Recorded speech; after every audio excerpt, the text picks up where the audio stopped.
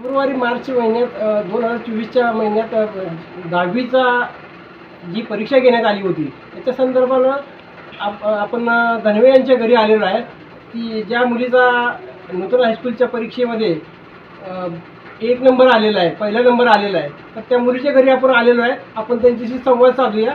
माझं नाव जयनंदिनी संजय धनवे आहे. मी नूतन हायस्कूल बोराळे येथून SSC बोर्ड परीक्षेमध्ये 91.60% मिळवून उत्तीर्ण झाले आहे. त्या शाळेतून माझा पहिला नंबर आलेला आहे. बरं, मला सांगा, याच्यासाठी तुम्हाला परीक्षेसाठी मार्गदर्शन करणारे शिक्षकमध्ये कोण कोण होते? जसे की Bansode sir, Metdar sir, Dhanwe sir, BK Patil sir, Koli sir. प्रत्येक सरांचं तुम्हाला योग्य मार्गदर्शन मिळालेलं आहे. हो. बरं, त्याच्यासाठी काय एक्स्ट्रा क्लासेस वगैरे काय लावले होते का? एक्स्ट्रा क्लासेस लावलेले इथेच बोराळेमध्ये सुभाष पाटील सरांकडे. मग त्यांच्याकडून काय मार्गदर्शन योग्य मिळालं का? हो, त्यांनी खूप छान आम्हाला मार्गदर्शन दिलं, खूप प्रोत्साहन दिलं. त्यामुळेच आम्ही एवढं यश मिळवलं आहे. मला सांगा, अभ्यासाचं नियोजन कसं होतं? अभ्यासाचं नियोजन म्हटलं की सकाळी पाठ क्लासेस होते 5 ते 7 पर्यंत. नंतर तिथून 10 ते 5 पर्यंत शाळा. नंतर रात्री आणि 7 ते 9 साडेनऊ पर्यंत क्लासेस होते. मला सांगा, या मोबाईल वगैरे तुम्ही वापरता का? तुम्ही याच्यासाठी मोबाईल वगैरे मोबाईलवर अभ्यास करता का?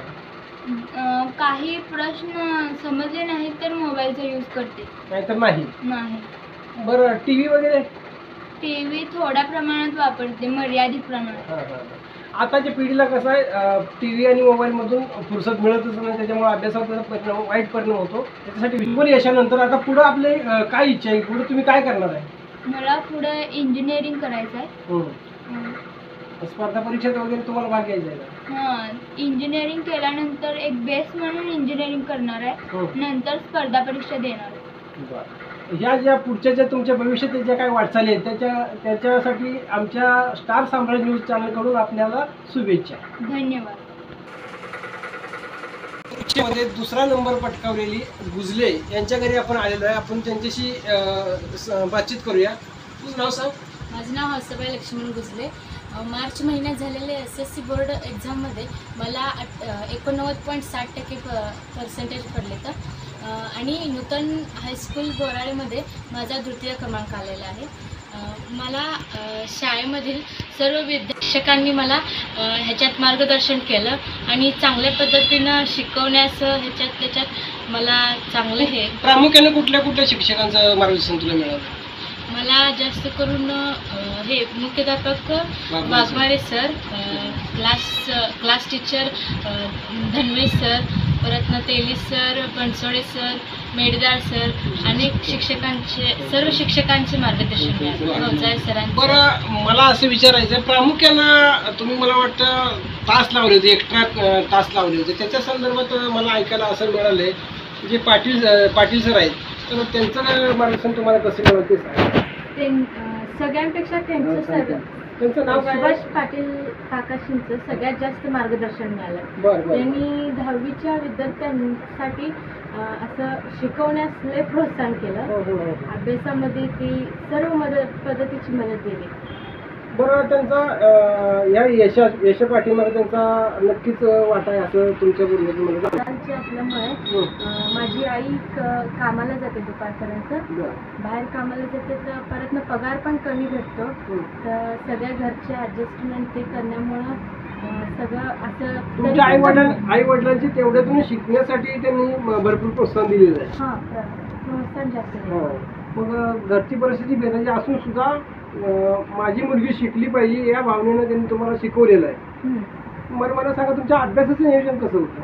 माझं अभ्यासाचं नियोजन सकाळी क्लास सकाळी पहाटे 5 ते 7 वाजेपर्यंत तास असायचे. मग तास नंतर 10 ते 5 पर्यंत शाळा. परत ना आल्यानंतर आहे ते रेग्युलर अभ्यास.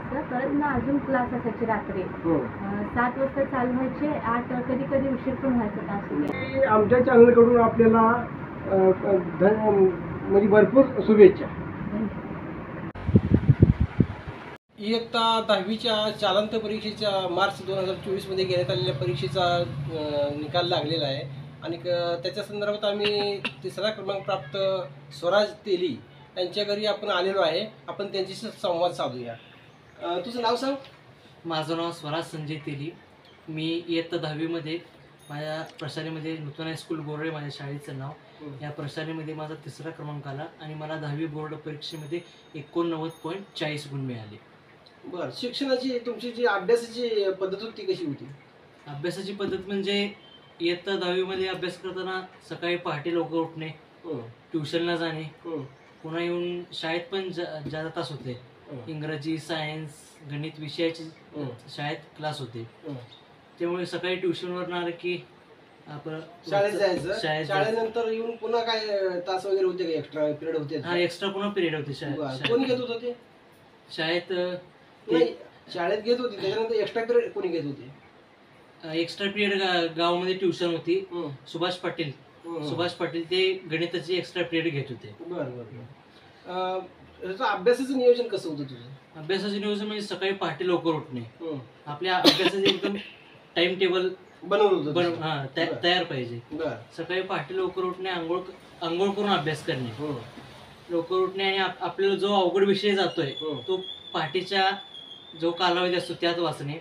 पुन्हा शाळेला जाणे, शाळेत जी 5 वाजेपर्यंत शाळा असते, घरी येणे, पुन्हा फ्रेश होणे एकदम, आणि नंतर शाळेतला जो होता अभ्यास म्हणजे दिवसभराचा अभ्यास तो घरी रात्री झोपेपर्यंत म्हणजे 10-11 ते वाजेपर्यंत करणे. बरं, काय खेळायला वगैरे वेळ देत होता का? खेळायला पण वेळ असायचा ना तेवढ्या शाळेच्या आहेत. बरं, इयत्ता 10वीमध्ये तुम्ही मोबाईल आणि टीव्हीच्या संदर्भात तुम्ही कसं काय मॅनेज केलं? म्हणजे एकदम मोबाईल म्हणजे आपण तर काय मोबाईल एकदम 100% कमी करू शकणार. बरोबर. म्हणजे 95% तर मोबाईलचा आणि टीव्हीचा वापर 10वी कमीच पाहिजे. आपल्या कुटुंबात कोण कोण आहे? माझ्या कुटुंबात माझी आई, माझे वडील आणि माझी आजी आणि माझी मोठी बहीण आहे. माझे आई वडील दोन्ही शिक्षक आहेत. ह्या चौघांचे सुद्धा मला मार्गदर्शन लाभले आणि माझी मोठी बहीण सुद्धा MBBSच्या फर्स्ट इयरला आहे. ते सुद्धा मार्गदर्शन मला लाभले. चांगलं लागलेलं. बरं, मला असं म्हणायचं आहे, भविष्यात जाऊन पुढं तुझं काय ध्येय असणार आहे? म्हणजे आता आपण परवाचा कोरोना काळ झाला, बरोबर आहे, त्यामुळे लोकांचे खूप नुकसान झाले, हाल झालेलं आहे. त्यामुळे मी भविष्यात जाऊन म्हणजे 11वी-12वी करून मी नीटची परीक्षा देऊन डॉक्टरकीसाठी तयारी, म्हणजे लोकसेवा करायची तुला. हा, शाळेत तुला मार्गदर्शन कुणाचं लाभलं? माझे वडील सुद्धा इंग्रजी विषय शिक्षक आहेत, त्यामुळे त्यांनी सुद्धा मला इंग्रजी विषय शिकवले 10वीला. त्यांचे खूप मार्गदर्शन लाभले आणि शाळेतील सर्व शिक्षकांचं मला खूप मार्गदर्शन लाभलेलं आहे. तुझ्या जी काय भविष्यात ज्या काही योजना आहेत किंवा तुझ्या डोक्यात जी काय लोकसेवा करण्याचं जे स्वप्न आहे ती तुझं व्यवस्थित मार्गाला लागो हे आमच्या स्टार साम्राज्य न्यूज कडून तुला त्याच्या संदर्भात हार्दिक शुभेच्छा. धन्यवाद.